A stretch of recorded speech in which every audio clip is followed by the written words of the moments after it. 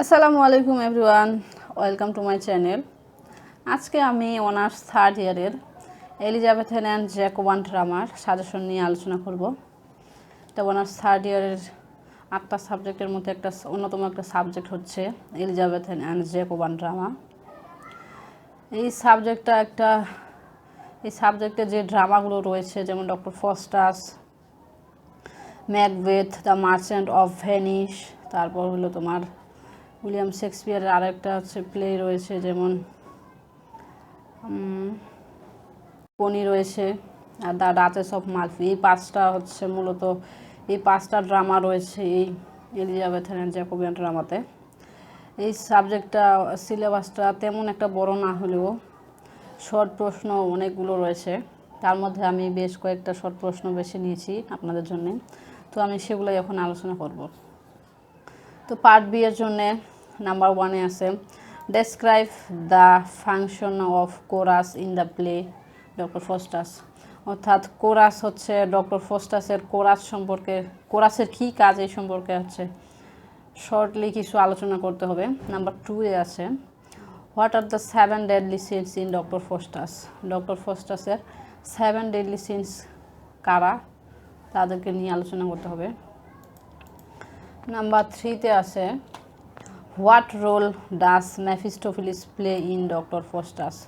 Doctor Faustus এই নাটকে মেফিস্টোফেলিসের কী অবদান রয়েছে সেই সম্পর্কে আলোচনা করতে হবে। নাম্বার 4-এ আছে describe the Helen episode in Doctor Faustus. অর্থাৎ হেলেন এপিসোড সম্পর্কে বর্ণনা করতে হবে। নাম্বার 5-এ আছে what do good angel and evil angel allegorize in the life of Doctor Faustus. Doctor ফস্টাসের হচ্ছে গুড অ্যাঞ্জেল আর এভিল অ্যাঞ্জেলের কী কী অ্যালেগরি আছে, এই ডক্টর ফস্টাসের জীবনে কী কী অ্যালেগরি পালন করছে সেই সম্পর্কে আলোচনা করতে হবে। নাম্বার 6 আছে how does Lady Macbeth persuade her husband to murder King Duncan. অর্থাৎ ডক্টর ফস্টাস ম্যাকবেথ ড্রামাতে হচ্ছে লেডি ম্যাকবেথ অর্থাৎ ম্যাকবেথের ওয়াইফ কীভাবে তার হাজব্যান্ডকে পারসুয়েড করেছিল অর্থাৎ কিং ডানকানকে মারার জন্যে। নাম্বার 7-এ আছে comment on Lady Macbeth sleepwalking scene.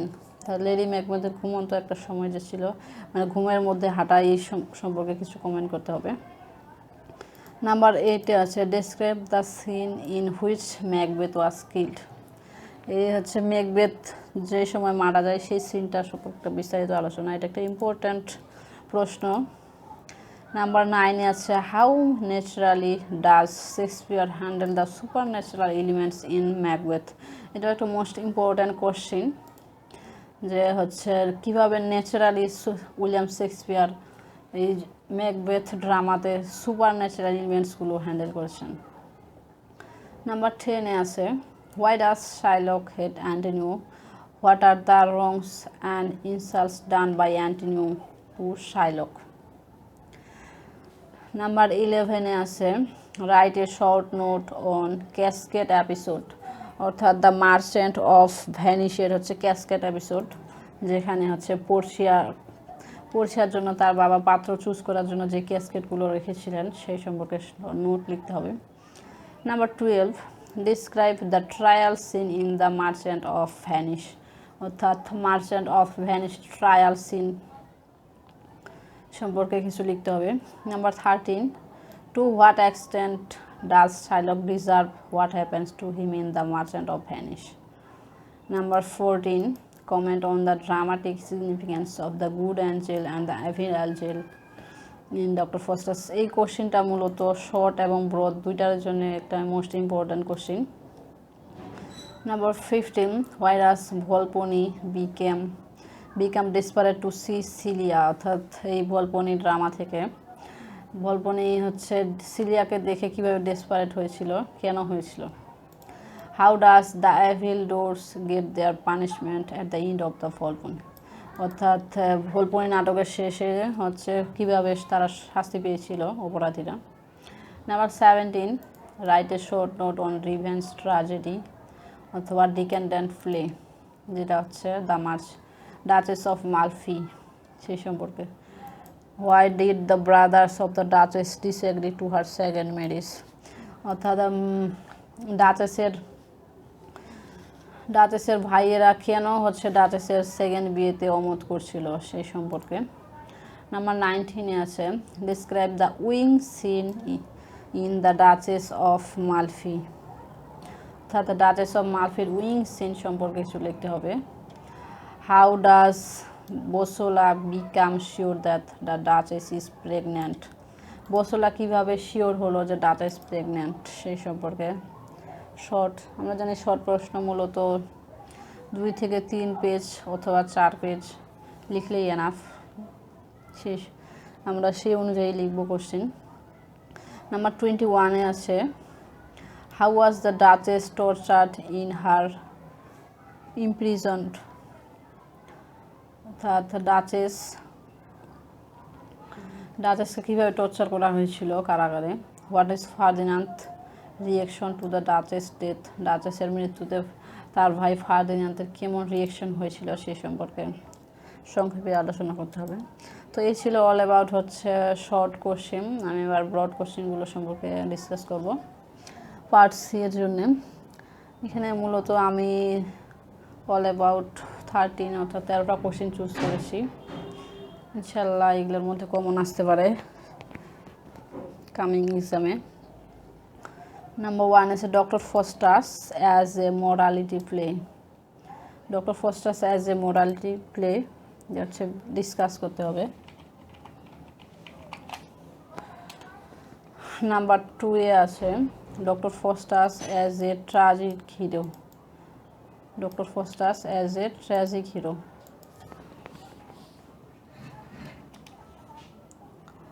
Doctor Faustus যে হচ্ছে একটা ট্র্যাজিক হিরো ডক্টর ফস্টাস নাটকে, সেই সম্পর্কে বিস্তারিত লিখতে হবে এখানে। নাম্বার 3 আছে comment on the dramatic significance of the last scenes of Doctor Faustus, Doctor ফস্টাসের হচ্ছে ড্রামাটিক সিগনিফিক্যান্স, যে সর্বশেষ সিনে যে ড্রামাটিক সিগনিফিক্যান্সটা আছে সেই সম্পর্কে কমেন্ট করতে হবে। Number 4 consider Macbeth as a tragedy of ambition, Macbeth হচ্ছে একটা ট্র্যাজেডি অফ অ্যাম্বিশন, অর্থাৎ অ্যাম্বিশনের একটা ট্র্যাজেডি, এটা হচ্ছে বিস্তারিত আলোচনা করতে হবে। আর বিস্তারিত কিছু ক্যারেক্টার রয়েছে, তার মধ্যে ইম্পর্টেন্ট হচ্ছে ক্যারেক্টার অফ লেডি ম্যাকবেথ, এটা হচ্ছে ব্রড কোশ্চেনের জন্য একটা ইম্পর্টেন্ট কোশ্চেন। নাম্বার 6 আছে how far lady Macbeth responsible for the tragic, অর্থাৎ লেডি ম্যাকবেথ যে হচ্ছে ম্যাকবেথ নাটকে হচ্ছে একটা রেসপন্সিবল, তার দায়ী, তিনি যে দায়ী সেই সম্পর্কে বিস্তারিত লিখতে হবে। Number 7 the Merchant of Venice as a tragic comedy. Number 8 আছে importance of ring episode in the Merchant of Venice, অর্থাৎ বসানীয় যে হচ্ছে পোর্শিয়াকে রিং পরাবে সেই এপিসোডটা এখানে মূলত আলোচনা করতে হবে। Number 9 why is the Duchess of Malfi is called a decadent play, Duchess of মালফিকে কেন ডিক্যান্ডেন্ট প্লে বলা হয় সেই সম্পর্কে এক্সপ্লেন করতে হবে।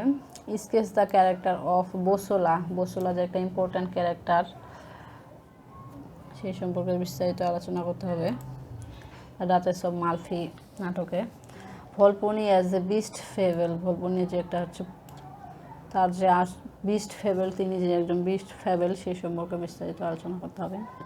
নাম্বার 12 আছে sketch the character of Mosca, মস্কার ক্যারেক্টার আলোচনা করতে হবে। আর নাম্বার 9 সর্বশেষ যেটা Volpone as a comedy of humour. তো এই ছিল all about the Elizabeth and Jacobean ড্রামার শর্ট এবং ব্রড কোশ্চেন। আই হোপ এগুলোর মধ্যে ইনশাল্লাহ কমন আসতে পারে। তো এই কোশ্চেনগুলোর অ্যান্সারগুলো আমি ভিডিও লিঙ্কের ডেসক্রিপশন বক্সে আমি লিঙ্ক দিয়ে দিব, আপনাদের যাদের ভালো লাগবে তারা অবশ্যই আমার ভিডিও ডেসক্রিপশন বক্সে লিঙ্ক দেখে কোশ্চেনগুলোর অ্যান্সারগুলো জেনে নিতে পারেন। তো বন্ধুরা আজকে এ পর্যন্তই, দেখা হবে আবার অন্যান্য টিউটোরিয়ালে নেক্সট সাজেশন।